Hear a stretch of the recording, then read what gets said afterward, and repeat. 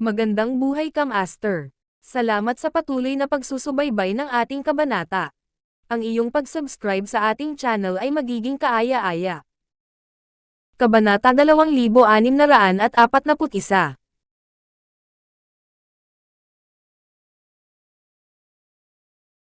Sa sandaling iyon, maramdaman ni Daryl ang isang matinding presyon na nakabalot sa kanyang buong katawan. Ang pakiramdam ay mahirap ilarawan. Pakiramdam niya ay parang ang kanyang buong katawan ay napigilan sa lahat ng direksyon, nakaramdam siya ng kilabot. Sa parehong oras, ito ay maitim na itim. Wala siyang makita kahit isang bagay sa kanyang harapan. Ni hindi niya makita ang mga daliri niya habang iniunat ang kanyang mga kamay. Ang kanyang buong katawan ay lumulutang. Matapos ang isang hindi kilalang oras, ang mga paa ni Daryl sa wakas ay hinawakan ang lupa. Buntong hininga. Huminga ng malalim si Daryl at dahan-daang binuksan ang kanyang mga mata. Natigilan siya. Nakita niya ang isang napakalaking lungsod sa harap ng kanyang mga mata, ito ay tulad ng langit sa lupa. Ang lugar ay ilang beses na mas malaki kaysa sa Donghai City.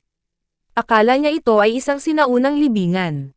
Nang maglaon, napagtanto niya na ang site ay dapat na isang inabandonang sinaunang lungsod. Dapat ay inilibing ito sa ilalim ng lupa sa panahon ng gyera. Nakita ni Daryl na marami sa mga bahay ang may bakas ng labanan at ang labi ng mga sandata. Bukod, may mga salita sa mga bahay, ang hitsura nila ay napakasinaunang. Huminga ng malalim si Daryl upang huminahon at marahang lumakad. Wala siyang nakitang alinman sa tatlong magkakapatid. Gayunpaman, lumitaw na alam nila ang tungkol sa lugar dahil alam nila kung saan ito hahanapin. Whoosh! Pagkatapos niyang maglakad ng halos 100 metro, naririnig ni Daryl ang tunog ng tubig na dumadaloy sa kanyang kanan. Nagsimula nang maging emosyonal si Daryl. Dapat may exit kung mayroong tubig. Nang walang karagdagang pag-iisip, tumungo siya patungo sa direksyong iyon. Di nagtagal, nakakita si Derry ng isang ilog sa ilalim ng lupa. Kasabay nito, nakita ni Daryl ang isang nakakaakit na figure sa tabi ng pampang ng ilog. Nanginginig ang kanyang katawan. Ito ang bunso sa tatlong magkakapatid na si Clarice. Ang isa pang malaking figure ay nasa harap ni Clarice, tumayo ito sa gitna ng ilog na may baluktot na katawan habang malamig na nakatingin kay Clarice. Ito ay isang higanteng sawa. Nakita ito ni Daryl, at laking gulat niya. Labis din siyang nagtaka. Iyon ay isang higanteng itim na sawa. Ang katawan nito ay kapareho ng nakita niya sa lambak ng kamatayan ng lubhang deserted secret region. Ang laki ng sawa ay katulad ng sawa na malapit ng mabago sa isang dragon. Ngunit nasa Nine Mainland kami, bakit magkakaroon ng isang higanteng itim na sawa dito? Hindi ba ang mga uri ng mga mabangis na hayop ay lilito lamang sa wild deserted secret region? Kudlit. Hoy! Paano ka nakapasok dito? Tumakbo. Delikado dito. Sa sandaling iyon, nakita ni Clarice si Daryl. Ang kanyang magandang mukha ay mukhang nag-aalala. Matapos dumaan ang tatlong magkakapatid sa Enchanted Barrier, ipinadala sila sa iba't ibang lugar. Pansamantala silang pinaghiwalay. Nang hahanapin na sana ni Clarice ang kanyang mga kapatid, siya ay nabangga. Sa higanteng itim na sawa. Niwala siyang kumpiyansa na talunin ang sawa, pabayaan ang lalaking nasa harapan niya. His. Pagkatapos niyang magsalita, sumigaw ang higanteng itim na sawa at sumingil kay Clarice. Ang bilis nito kasing bilis. Kidlat. Nagbago ang ekspresyon ni Clarice. Itinaas niya ang kanyang mga kamay upang gumuhit ng isang talam at naghakpasulong. Chop! Isang puting marka ang naiwan sa likod ng katawan ng higanteng itim na sawa habang siya ay umaatake. Gayunpaman, hindi ito naging sanhi ng labis na pinsala sa sawa. Ang atake ay agitated sa halip. Ang buntot ng sawa ay tumama kay Clarice, agad nitong pinadalhan siya ng paglipad. Buntong hininga. Lumipad si Clarice ng higit sa 100 metro paatras. Ang kanyang tiyan ay durog, at nagsuka siya ng isang bibig ng dugo. Sa sandaling iyon, ang higanteng itim na sawa ay handa na upang hampasin muli ang buntot.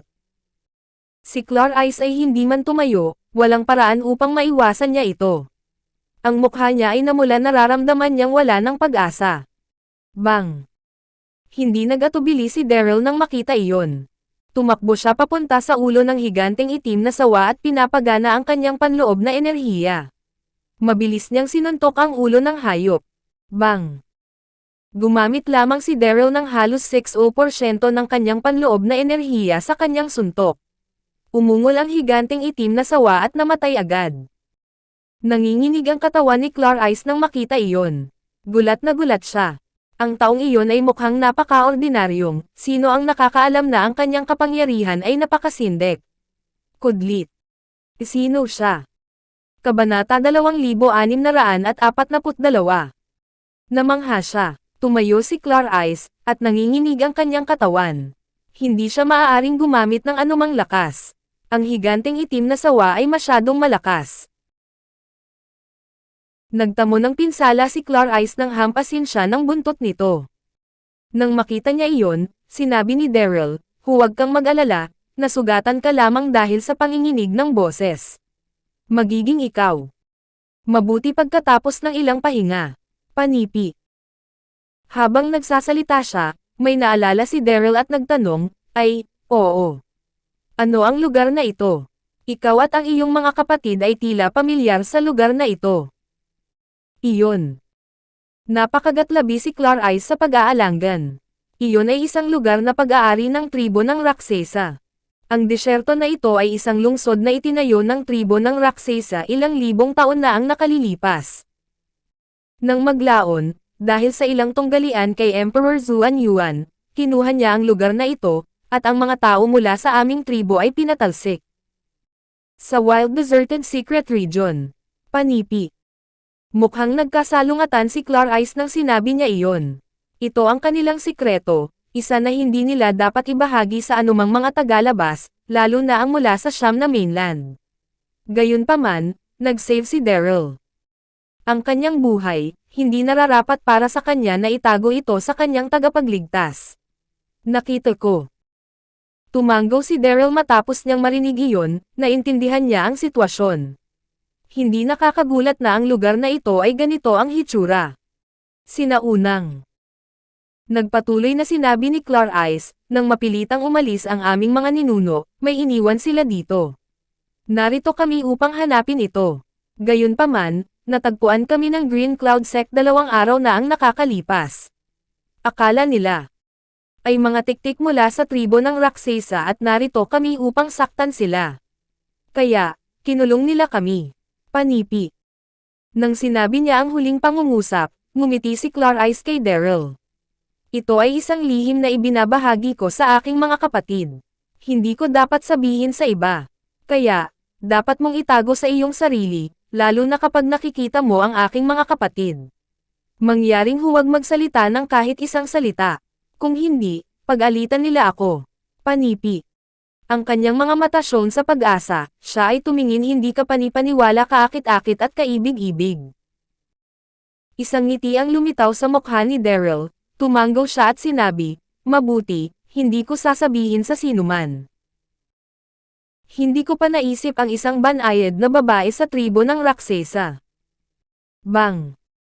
Biglang, narinig nila ang isang malakas na panginginig ng boses sa malapit. Halata na ang isa sa mga bitag sa silid ay naaktibo. Nag-alala si Clarice, gusto niyang pumunta tingnan. Gayunpaman, wala siyang anumang enerhiya. Tinanong niya si Daryl, "Darren, ikaw, maaari mo ba akong dalhin doon upang tingnan? Nag-aalala ako na nasa panganib ang aking mga kapatid." Matapos niyang masaksihan ang kapangyarihan ni Daryl, alam ni Clarice na ang tao ay malakas. Makakatipid siya ng maraming problema kung handa siyang tulungan siya. Mahinahong bumantong hininga si Daryl nang makiusap sa kanya si Clarice. Ngumiti siya at sinabi, "Sige, sasamahan kita." Pagkatapos, may napagtanto si Daryl, at inirapan niya si Clarice. Ngunit, hindi mo magagamit ang anuman sa iyong panloob na enerhiya. Magkakaroon ka ng problema sa paglalakad, paano kita dadalhin doon? Tama iyan. Ano ang dapat gawin ngayon? Nag-alala si Clarice. Kinagat niya ang kanyang mga labi at pinag-isipan na para bang may isang bagay na hindi niya magawa. Sabihin mo pagkatapos, tiningnan niya si Daryl sa kanyang mga mata at yumuko. Marahil maaari mo akong dalhin. Namula si Clarice nang sinabi niya iyon. Kinamumuhian niya ang mga tao mula sa Siyam na mainland, ngunit sa ilang kadahilanan, wala siyang laban sa lalaking nasa harapan niya. Hiniling pa niya na dalhin siya. She asterisk T. Natigilan si Daryl, akala niya ay hindi niya ito narinig. Napanganga din siya ng sabay. Yun. Raksay sa tribe lady tumingin kaya kaakit-akit kapag siya ay nahihiya. Kudlit. Habang nagmumumok siya sa kanyang puso, si Daryl ay lumakad pasulong at dinala si Clarice. Pagkatapos, sumugod siya patungo sa direksyon ng panginginig ng boses. Makalipas ang ilang minuto, natagpuan ni Daryl at Clarice ang hardin kung saan nagmula ang panginginig. Kalahati ng hardin ay gumuho, ang alikabok ay nagkalat, at walang tao roon. Ano ang hinahanap ng tatlong magkakapatid na iyon? Nakatayo roon si Daryl habang bitbit niya sa braso si Clarice. Tumingin siya sa paligid at kumunot ang kanyang mga mata. Mahinahon. Nasaan ang dalawa niyang kapatid? Kung gaano kabalawala. Hiwalay sila sa kanilang kapatid ngunit hindi pa rin siya hinahanap. Kudlit. Matigas ang katawan ni Clarice habang binuhat siya ni Daryl, hindi siya gumalaw ng kahit isang kalamnan. Kabanata 2643. Darren. Mahinang pagsasalita ni Clarice nang makita niyang malalim ang iniisip ni Daryl. Bakit hindi mo ako binaygo? Hayaan mong linangin ko ang aking panloob na lakas. Maaari kang tumingin sa paligid upang makita kung mayroong anumang bakas ng aking mga kapatid. Sinilip ni Clarice ang kapaligiran sa paligid ng hardin nang sinabi niya iyon. Ang lugar ay mas ligtas kaysa sa tabing ilog. Ang pinakamahalaga, siya ay isang babae, kaya't hindi niya dapat ito bitbitin. Mga oras, oh sige. Tumanggaw si Daryl habang binaba niya si Clarice. Tapos umikot siya para mag-check. Bang! Hindi niya alam kung gaano kalayo ang kanyang lakad nang marinig niya ang isa pang panginginig mula sa kung saan man. Sa harap niya, binilisan niya ang takbo hanggang sa makarating sa lokasyon. Natigilan siya agad. Nakita niya ang isang nakakaakit na figure na may ilang dosenang metro ang layo.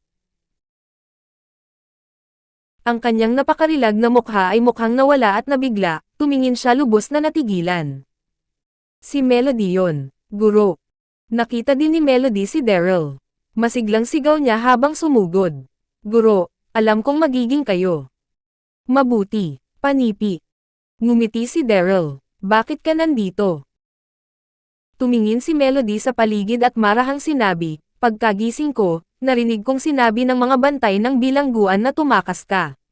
Nagpadala si Itay ng maraming mga alagad upang hanapin ka. Nag-aalala akong baka makita ka nila, kaya't nagpunta sa likod ng burol. Nakita ko ang isang yungib, at pagkatapos, heto na ako. Tahimik na tumanggo si Daryl. Mukhang nagkamali si Melody. Master, ano ang lugar na ito? Tanong ni Melody. Ito ay isang napakalaking sinaunang lungsod na mukhang isang wasteland, nakamamangha. Lumaki na siya roon, at wala siyang alam tungkol dito. Ito ay isang sinaunang lungsod, dati itong lungsod ng tribo ng Raksesa, sagot ni Derry. Ano? Nanginginig ang katawan ni Melody nang marinig iyon. Umulo ang utak niya. Ang lungsod ng tribo ng Raksesa. Bakit nandito? Kudlit.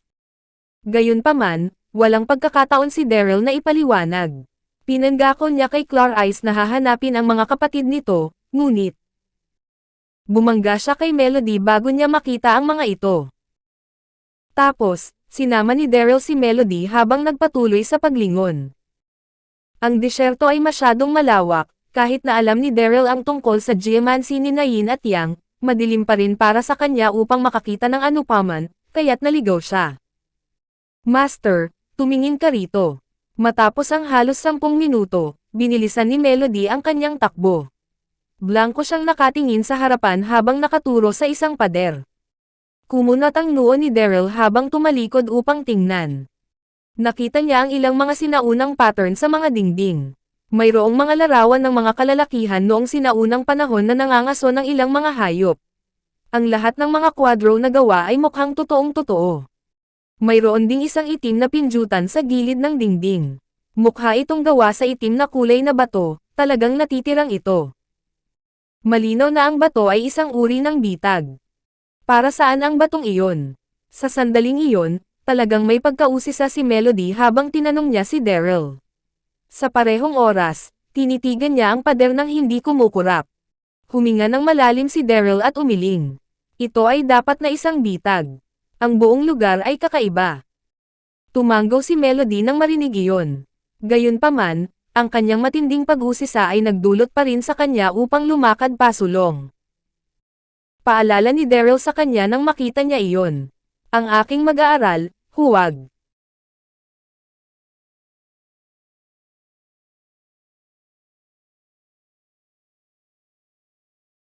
Hawakan ang batong iyon. Mag-ingat, baka ito ay isang bitag.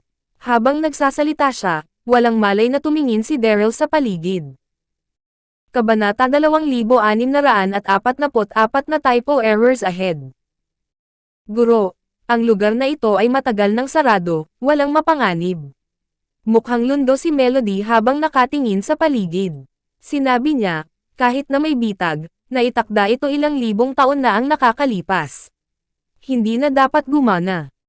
Habang nagsasalita siya, inabot ni Melody at pinindot ang itim na bato. Ano? Nagulo si Daryl nang makita iyon. Huminga siya ng malalim at pipigilan na sana siya, ngunit siya ay huli na ang isang hakbang. Basag. Tulad ng pagdulas niya sa likuran ni Melody, nakarinig siya ng panginginig sa ilalim ng kanyang mga paa. Susunod, gumuho ang lupa. Sa isang malaking butas. Arg. Napakabilis ng lahat nangyari, si Derry at Melody ay walang oras upang mag-react. Gulat na sigaw nila bilang nahulog sila sa butas. Samantala, nakaupo si Connor sa pangunahing bulwagan ng Green Cloud Sect. Mukha siyang naguguluhan. Tumabi sa kanya si Camry. Ang kanyang magandang mukha ay mukhang nag-aalala rin. Ang ilang dosenang mga alagad ng elite sa paligid nila lahat ay tumingin pababa, wala sa kanila ang naglakas loob na magsalita. Wala man lang naglakas loob na huminga ng malalim. Basura. Lahat kayong basura. Sa wakas, huminga ng malalim si Connor at pinagalitan ang kanyang mga alagad. Hindi mo alam ang lahat na si Daryl ay tumakas kasama ang mga taong iyon mula sa tribo ng Raksesa. Hindi mo man sila mahahanap. Ano ang tungkol sa iyong eldest senior sister? Natagpuan mo na ba siya lahat? Ang ilang dosenang mga alagad ng elite ay labis na nag-alala nang mapagtanto nilang galit na galit ang kanilang Panginoon. Pagkatapos, isang disipulo ay lumakad pasulong at nag-ingat na sinabi, Guro, ang matatandang senior sister ay nagtungo sa likuran ng burol. Gayunpaman, 2 beses naming hinanap ang lugar, ngunit hindi namin siya mahahanap. Nang marinig niya iyon, galit na galit si Connor. Pinutol siya ni Cameron tulad ng handa niyang pagsabog. Kita mo, si Cameron ay natuwa, hinamak niya si Melody. Hindi siya iyong anak na biolohikal, ano ang punto ng pagpapalaki sa kanya? Hindi ba siya nagtakas sa pagtakas kasama ng iba? Dapat ay kinuha siya ni Daryl bilang mag-aaral na may isang ulterior motive. Hulaan ko na naaakit siya sa kagandahan niya. Panipi.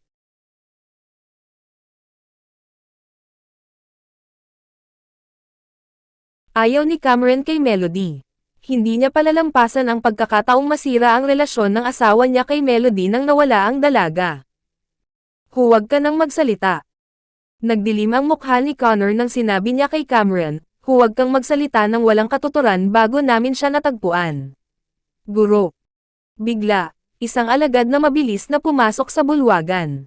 Namumutla ang kanyang mukha habang sinabi sa Connor na gulat.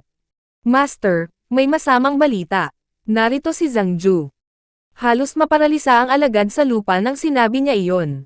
Narito si Zhangju. Sobrang bilis. Natigilan si Connor, sinimangutan niya ang kanyang mga mata at sinabi na hindi nasisiyahan, tingnan kung paano ka nagpapanik. Ako ang isa na nag-anyaya kay Zhangju. Nagpadala ng mensahe si Connor kay Zhangju nang mahuli niya si Daryl. Hindi. Ang alagad na iyon ay pawis na pawis habang nagpapaliwanag siya sa pagmamadali. Ang hitsura ng sitwasyon ay hindi tama. Si Zhang Ju ay nagdala ng maraming tao at pinalibutan ang likuran ng aming burol. Ano? Nagbago ang ekspresyon ni Connor nang tumayo siya kaagad. Sumugod siya palabas ng hall. Nakipag-alyansa siya kay Zhang Ju nang pumayag siyang tulungan siya na labanan si Daryl. Bakit niya dadalhin ang kanyang mga tauhan upang palibutan ang Green Cloud Sect? Sumunod agad sa likuran niya si Camry at ang iba pang mga disipulo. Napabuntong hininga si Connor nang makita ang sitwasyon sabay labas sa labas. Nanginginig din ang katawan ni Cameron. Mayroong higit sa 100,000 magsasaka, lahat sila ay nakatayo sa maayos na linya. Napaligiran nila ang buong Green Cloud Sect. Napakalakas ng kapaligiran na kahit ang langaw ay hindi makalabas. Ang lahat ng mga nagsasaka ay nagsusuot ng parehong itim na shirt, at may hawak silang mahabang talon sa kanilang mga kamay. Ang kanilang aura ay nakakatakot. Alam ng Connor na ang mga magsasaka ay medyo malakas, sila ay hindi bababa sa Martial Marquee. Antas, at marami sa kanila ay Martial Saints. Malinaw na sila ay mga miyembro ng elite na Endless Sky Organization. Kasabay nito, isang taong masama ay tahimik na humandar sa kalangitan, mataas sa itaas ng mga kasapi ng Endless Sky Organization. Siya ay nasa isang mahabang balabal, at nagkaroon siya ng matinding battle aura. Si Zhang Ju iyon. Kabanata 2645. Bilang resulta ng lakas ni Zhang Ju, ang buong Green Cloud Sect ay nakadama ng napakalakas na presyon na hindi sila makahinga. Mr. Zhang. Sa wakas ay nabalik ang loob ni Connor at pilit na ngumiti. Mr. Zhang, napakabilis mong dumating, anito habang naglalakad siya sa unahan. Mangyaring tanggapin ang aking mga paumanhin para sa pagkaantala. Walang ekspresyon sa kanyang mukha si Zhang Ju. Kalmado siyang tumingin kay Connor at sinabing, Sect Master Yol, sinabi mo na nakuha mo si Daryl, nasaan siya? Dalhin mo siya sa akin. Panipi. Iyon. Mapait na ekspresyon ng mukha ni Connor. Nag-aalangan siya, saka yumuko kasama ang mga kamao.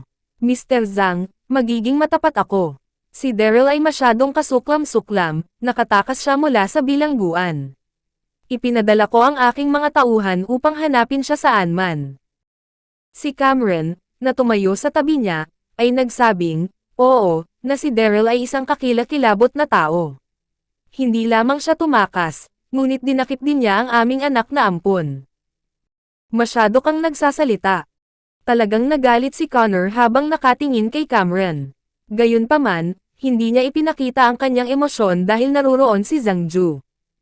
Talaga. Nang marinig iyon ni Zhang Ju, isang ngiti ang dumating sa kanyang mukha. Connor, dali-dali mong natanggal ang responsibilidad, malamig niyang sinabi. Gayunpaman, mga salita lamang iyon. Paano ko malalaman kung si Daryl ay nakatakas ng mag-isa o kung binitawan mo siya? Ano? Nagbago ang ekspresyon ni Connor nang marinig iyon. Ano ang ibig sabihin ng Zhang Ju na iyon? Hindi siya naniniwala sa akin. Kudlit. Ngumiti si Connor at inisip saglit bago niya sinabi ng mabuti, bakit mo nasabi iyan, Mr. Zhang? Bakit ako kakampi sa iyo kung nais kong tulungan si Daryl?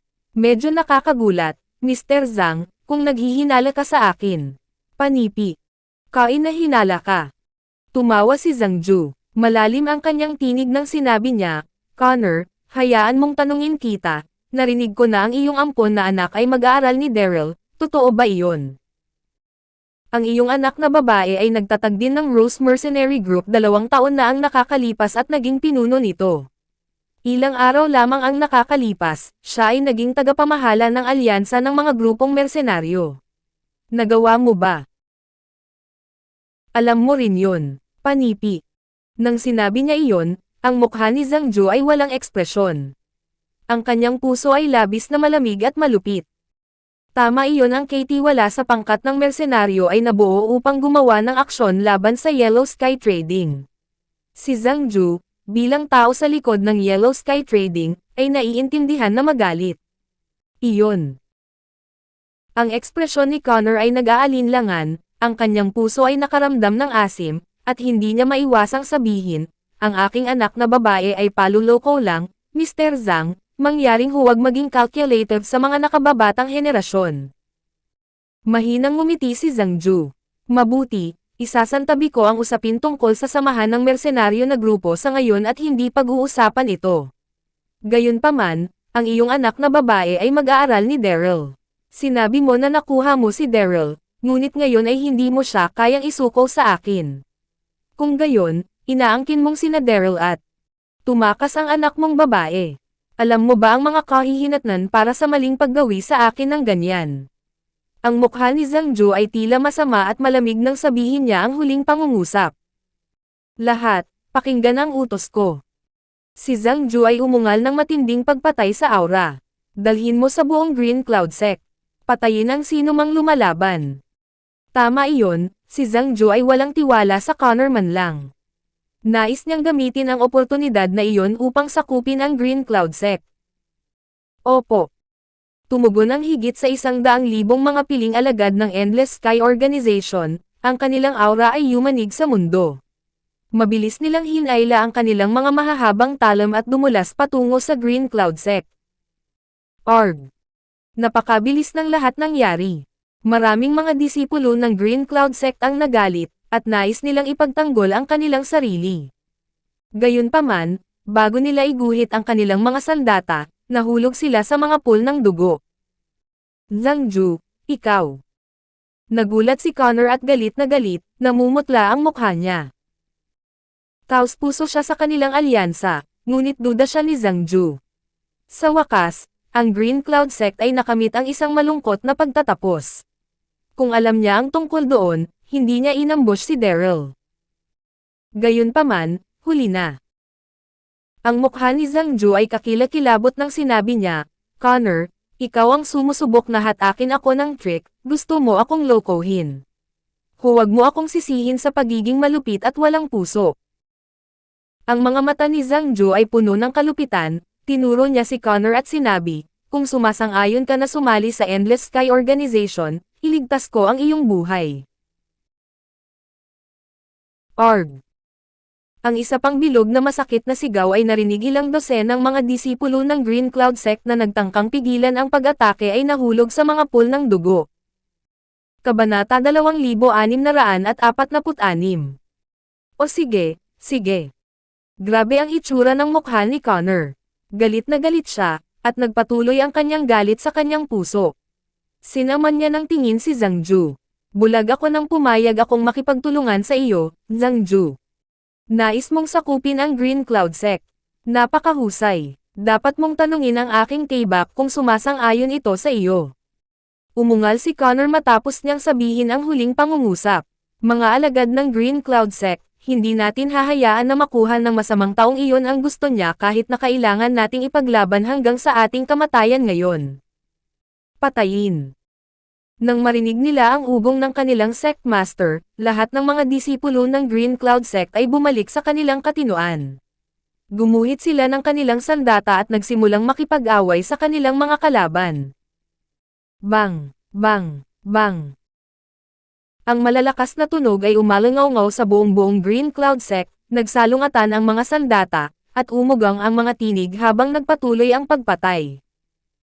Namumutla ang mukha ni Cameron nang makita iyon, patuloy na nanginginig ang kanyang katawan. Bakit nangyayari ito? Hindi ba natin kaalyado ang ating sarili kay Zhang Ju? Bakit niya tayo inaatake? Sinabi ng lahat na si Zhang Ju ay walang puso at malupit, hulaan ko iyon talaga ang totoo.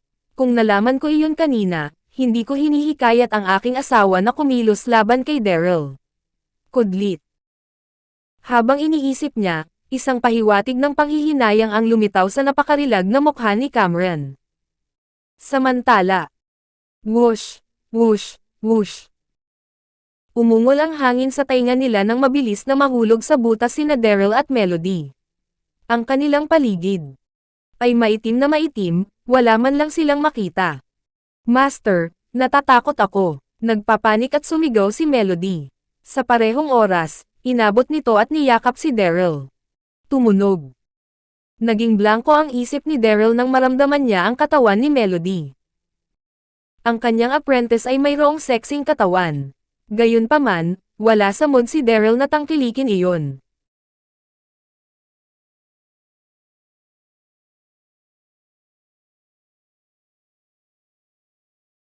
Don't be so reckless in the future. Hinawakan ni Daryl ang kamay ni Melody at hinayla ito sa likuran niya. Makakatulong iyon upang mabawasan ang epekto para sa kanya nang makarating sila sa lupa. Guro. Si Melody ay isang matalinong babae. Alam niya na nais siyang protektahan ng kanyang Panginoon, kaya siya ay hinawakan. Pinagsisihan din niya ang kanyang kawalang ingat. Huwag kang mag-alala, magiging maayos ang lahat. Ngumiti si Daryl upang aliwin siya. Pagkatapos, sa wakas ay nakalapag na sila sa lupa. Sa sandaling dumampi ang kanilang mga binti sa lupa, naaktibo ni Daryl ang kanyang panloob na enerhiya at tumama sa mga gilid ng bangin upang mabawasan ang epekto mula sa pagkahulog. Bang! Bang! Gayunpaman, nahulog pa rin si Daryl ng isang dosenang mga hakbang paatras, tumaas ang lakas ng dugo sa kanyang katawan. Mabuti si Melody dahil pinrotektahan siya ni Daryl. Ang kanyang magandang mukha ay namulan ng labis habang tumataas din ang kanyang enerhiya sa dugo. Master, buhay kami. Hindi kami namatay. Tinipon ni Melody ang kanyang saloobin at talagang naging emosyonal. Niyakap niya si Daryl at tumalon ng masaya. Naisip niya na mamamatay sila kapag nahulog sila mula sa ganoong kataas. Hindi niya inaasahan na makaligtas sa panganib. Sa kabutihang palad, mabilis na kumilos si Daryl. Sa sandaling iyon, lumaki ang paghanga ni Melody kay Daryl. Walang sinabi si Daryl, ngunit ngumiti siya habang nakatingin kay Melody. Ang mag-aaral na ito sa akin ay hindi lamang matalino at aktibo, ngunit mayroon din siyang maraming mga personalidad. Sa harap ng mga tagalabas, siya ay tulad ng isang kataas-taasang diyosa ng bundok ng yelo, ngunit siya ay madamdamin at bukas ang pag-iisip sa harap ko. Kudlit. Lalo na nang kusang yamakap siya sa kanya, pakiramdam niya ay hindi kapani-paniwala. Naisip ni Daryl na makakuha ng isang alagad na tulad niya, at ang kanyang hangarin ay naging isang katotohanan. Gayunpaman, dahil sila ay master at apprentice, hindi nararapat para sa kanila na maging sobrang kilalang-kilala.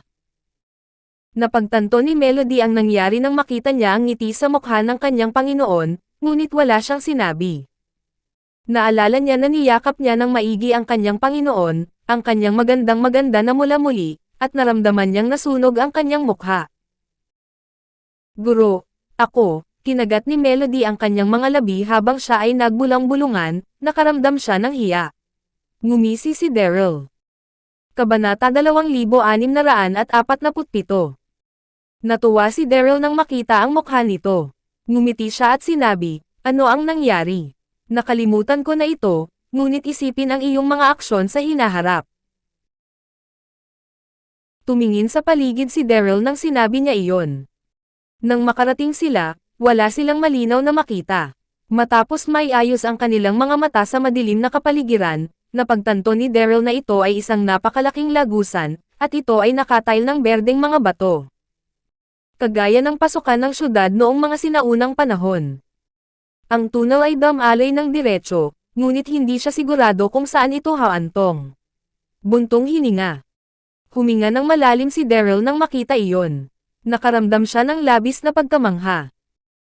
Hindi niya akalaing makakakita siya ng isang maze sa ilalim ng lupa sa disyerto ng sinaunang lungsod ng tribo ng Raksesa. Nakakagulat na may tatayo nila iyon ilang libong taon na ang nakalilipas. Nanginginig ang katawan ni Melody, laking gulat niya na hindi siya makapagsalita. Halika na titingnan natin ang loob. Bumalik si Daryl sa kanyang saloobin at pinangunahan ang daan. Kahit na hindi nagawa ni Daryl na muling makasama si Clarice, nasa hardin siya. Ligtas siya para sa oras na iyon, nang walang panganib. Hindi nagsalita si Melody, sumunod siya ng mabuti sa likuran ni Daryl. She asterisk T. Matapos silang maglakad ng ilang minuto, naramdaman ni Daryl na buzz ang kanyang isip, at umikot ang ulo. Napakaraming mga junction sa tunnel. Kumalat pa ang bawat junction tulad lamang ito ng isang malawak na maze. *T, gaano kalaki ang lugar na ito? Hindi nila nahukay sa ilalim ng buong burol ng likuran ng Green Cloud, di ba? Kudlit. Naramdaman na nawala si Daryl sa sandaling iyon. Ang lugar na iyon ay mas malaki kaysa sa naisip niya. Sinong nandyan?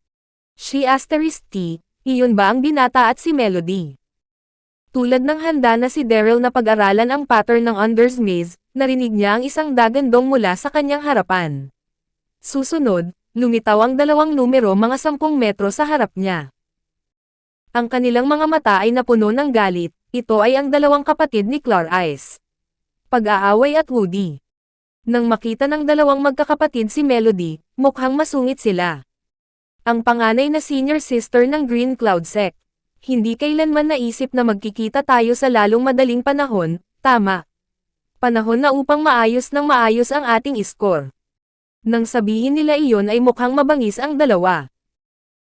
Nabunggaw ng tatlong magkakapatid si Melody nang nandoon sila upang siyasatin ang lugar ilang araw na ang nakalilipas. Hindi man nag-atubili si Melody nang makita.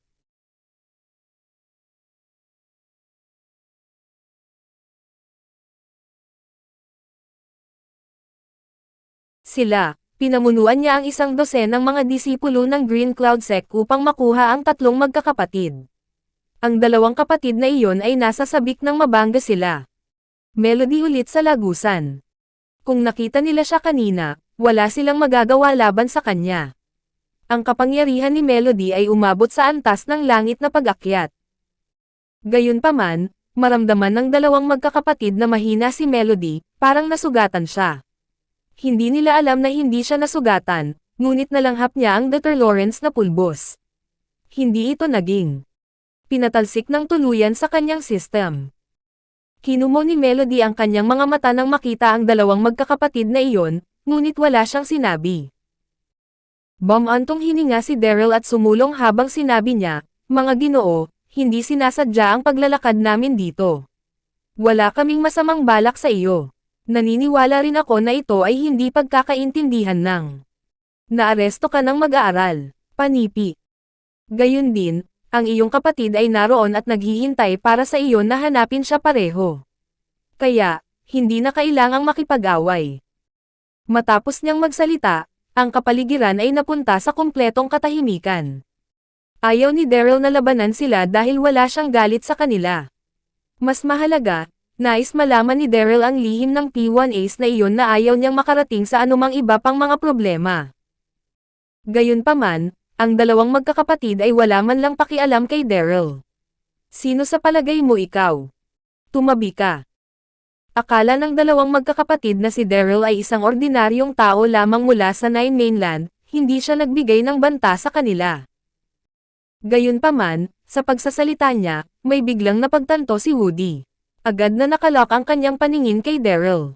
"Ano ang sinabi mo? Ang iyong mag-aaral. Siya ay ang iyong mag-aaral." Sumulyap si Woody kay Melody na may pag-aalinlangan. Kabanata 2648. Ano? Galit na galit si Daryl nang makita iyon. Kailan nakuha ni Zhang Ju ang bato na dibdib? 3 taon na ang nakalilipas, ang bato na dibdib ay nasa siyam na kampo ng mainland sa ilalim ng pagbabantay ng lahat, tama ba? Kudlit. Hindi alam ni Daryl na ang bato na dibdib ay itinago sa ilalim ng gwardya ng pamilya Carter matapos ang digmaan, ngunit niloko sila ni Zhang Ju ilang araw na ang nakalilipas. Talagang nasasabik si Zhang Ju nang maisulong ang bato na dibdib.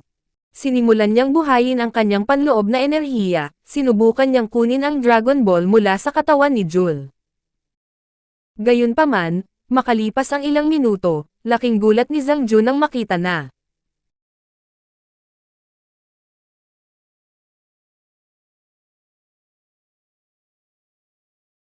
sa kabila ng kahinaan ni Jul, ang kanyang tiyan ay sumipsip ng isang malaking bahagi ng enerhiya mula sa Dragon Ball.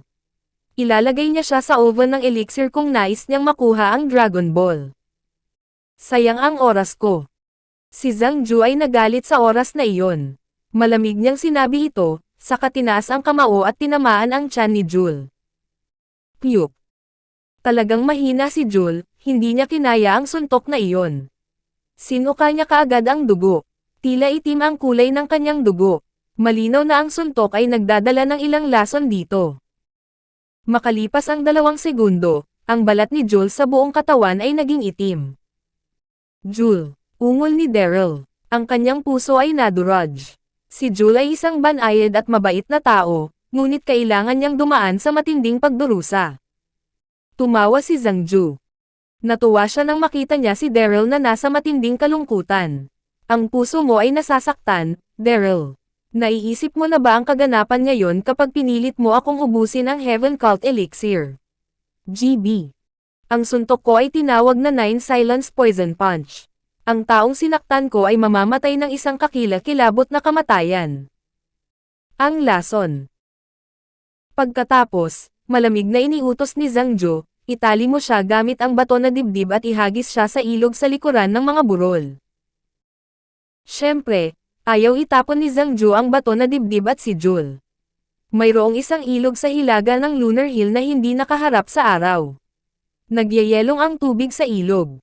Si Joel ay malapit nang mamatay mula sa nakakalason na suntok, nais niyang ibabad siya sa nagyayelong malamig na tubig sa ilog upang mapadali ang produksyon ng elixir mamaya. Tulad ng para sa suntok na iyon, simpleng gawin itong pakiramdam ni Daryl na nasalanta. Si Joel, nawala ng malay, dinala sa labas gamit ang bato na dibdib matapos niyang magsalita. Joel. Umungol si Daryl nang mawalan ng boses. Biglang natakpan ng luha ang kanyang paningin. Ang kanyang puso ay sumakit, siya ay nasa matinding kalungkutan, at ang kanyang galit ay nag-apoy. Sa oras na iyon, si Daryl ay lubos na nawasak. Si Daryl ay nakabunggo sa Joel sa Great East 10 taon na ang nakalilipas. Sa ngayon, nakikipagsapalaran siya kahit saan, bata pa lamang siya.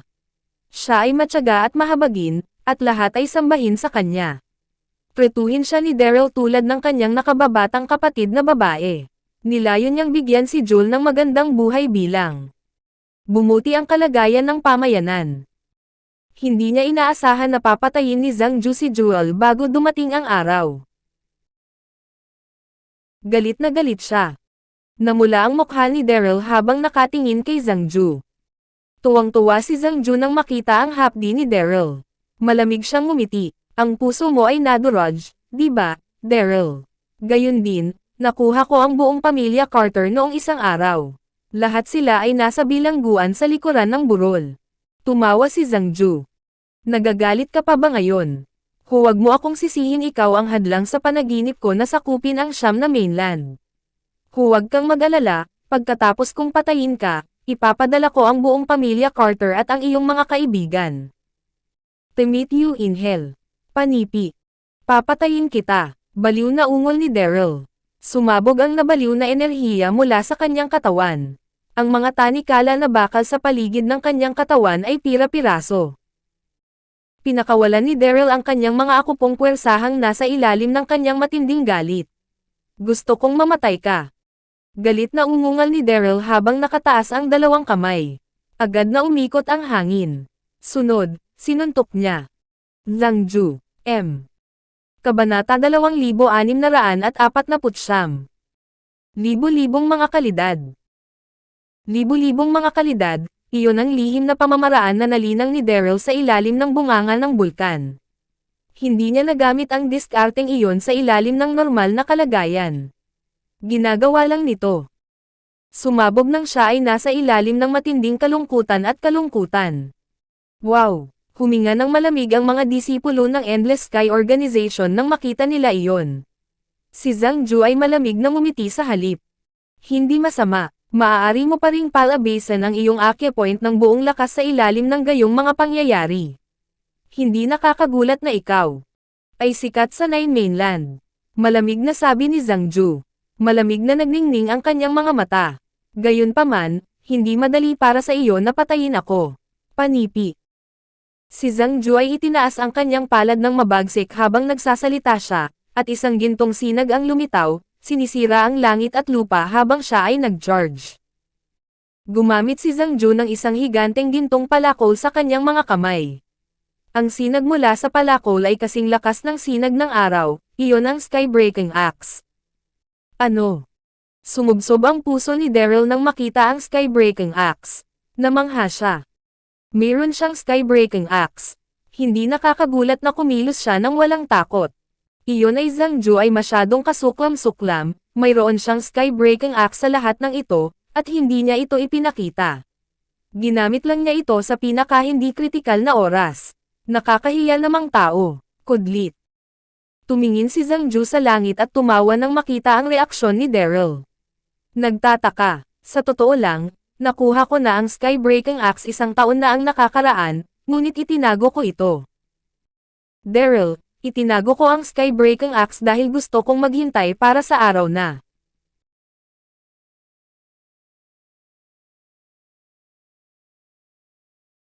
Magagamit ko ito upang kunin ang iyong buhay.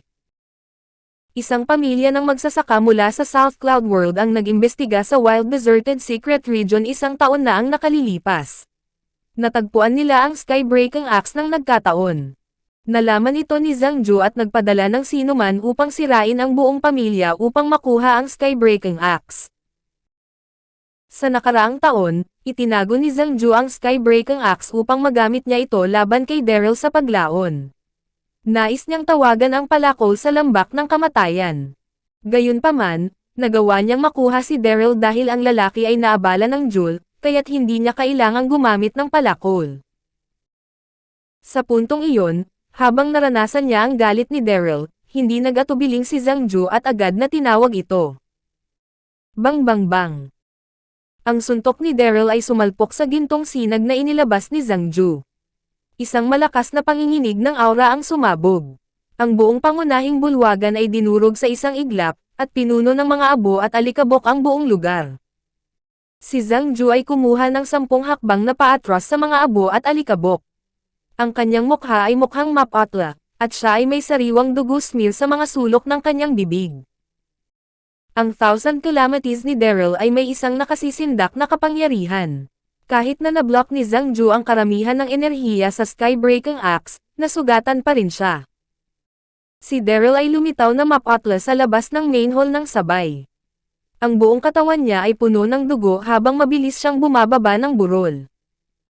Nais ni Daryl na wakasan ang kanyang buhay kasama si Zhang Ju. Gayunpaman, pinananatili niya sa likod ng kanyang isipan ang isang masidhing pag-asa sa pag-iisip kapag naisip niya si Jewel. Paano kung hindi namatay si Jewel, ngunit namatay ako, kasama si Zhang Ju? Hindi ba mawawala sa akin iyan? Tulad ng plano ni Daryl, ang unang bagay na dapat gawin ay ang pagtakas mula sa lugar na iyon, pagkatapos ay malaman ang isang paraan upang pumunta sa ilog sa likod ng burol upang hanapin si Jewel. Wow! Natigilan ang lahat sa paligid nila nang makita iyon.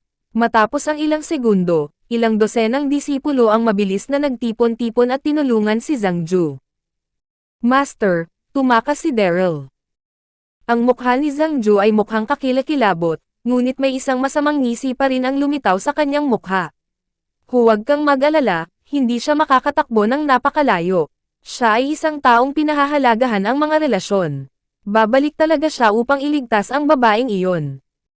Malamig na iniutos ni Zhang Ju, palakasin agad ang seguridad. Anumang isyo ay dapat iulat sa akin sa lalong madaling panahon. Tumalikod si Zhang Ju at pumasok sa lihim na silid sa likuran upang magsaka pagkatapos niyang sabihin iyon. Nagdusa siya ng matinding pinsala bunga ng pagsuntok ni Daryl. Siya kailangan upang makabalik sa kanyang mga paa sa lalong madaling panahon. Opo, Guro, ang mga kalalakihan sa pangunahing bulwagan ay nagkasundo na sumagot. Samantala, si Jewel ay nakatali sa bato na dibdib. Nagbabad na siya sa nagyayelong.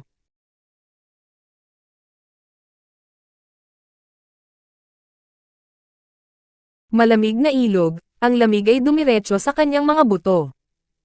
Kabanata 2650. Jackie. Natigilan si Daryl.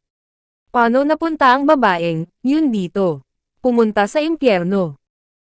Nang malaman ni Woody at Feud na ang pansin ni Daryl ay nakatingin kay Jackie, umuungal sila at sinuntok siya. Ang mga kapatid ay perpektong na-synchronize sa bilis ng pag-iilaw, nakarating sila sa harap ni Daryl sa isang kisap mata. Guro, sigaw ni Melody habang nanginginig ang kanyang katawan. Nais niyang mag-dash forward upang matulungan siya, ngunit siya ay napakalayo. Walang paraan na makakarating siya doon sa oras. Nagulat din si Daryl. Nais niyang iwasan ang mga ito, ngunit huli na siya ay isang hakbang. Bang! Putok! Dalawang malalakas na suntok ang dumarating ng husto sa katawan ni Daryl. Napaungol siya habang lumilipad ang kanyang katawan ng 12 metro. Paatras mula sa epekto bago siya lumapag ng husto sa lupa. Ang mga kapatid na iyon ay hindi katugma niya kung gagamitin ni Daryl ang kanyang buong lakas. Hindi nila siya kayang saktan. Gayunpaman, ang hitsura ni Jackie ay nagulat kay Daryl. GB. Puke. Sinubukan ni Daryl na tumayo, ngunit dumilim ang kanyang paningin. Sinuka niya ang isang bibig ng dugo at agad na nahimatay. Daryl, karapat-dapat ka rito. Nakaramdam ng tuwa si Jackie nang makita iyon. Gayunpaman, nang makita niya si Woody at ang kanyang kapatid na lumapit kay Daryl, hindi siya nag-atubili. Inutusan niya ang kanyang mga alagad. Kunin mo ang dalawang lalaking iyon. Inisip ni Jackie ang pagkamatay ni Daryl ng hindi mabilang na beses, nais niyang maghirap siya bago siya mamatay. Paano niya hahayaan ang ibang tao na pumatay sa kanya? Ang kanyang mga alagad ay hindi nag-atubili nang marinig ang kanyang utos. Agad nilang pinalibutan si Woody at ang kanyang kapatid. Nagbago ang ekspresyon ni Woody nang makita niya ang mga kalalakihan na naka-charge sa kanila. Deviant people of the Nine Mainland. Sa parehong oras, galit na human gal si Feud bago niya ito atakehin. Gayunpaman, kahit na magkasamang nag-away ang dalawang magkakapatid, mas marami sila. Hindi nagtagal, pareho silang nagtamo ng maraming pinsala sa kanilang katawan. Tayo na. Alam ni Woody na hindi magiging maayos ang mga bagay kung magpapatuloy sila sa laban. Sinuntok niya ang dalawang lalaking pinakamalapit sa kanya at tumakbo habang sinisigawan ang kapatid. Ang pag-aaway ay hindi nag-atubiling, sinundan niya ng mabuti si Woody. Sa isang iglap lang ng mata, nawala na sila sa lagusan.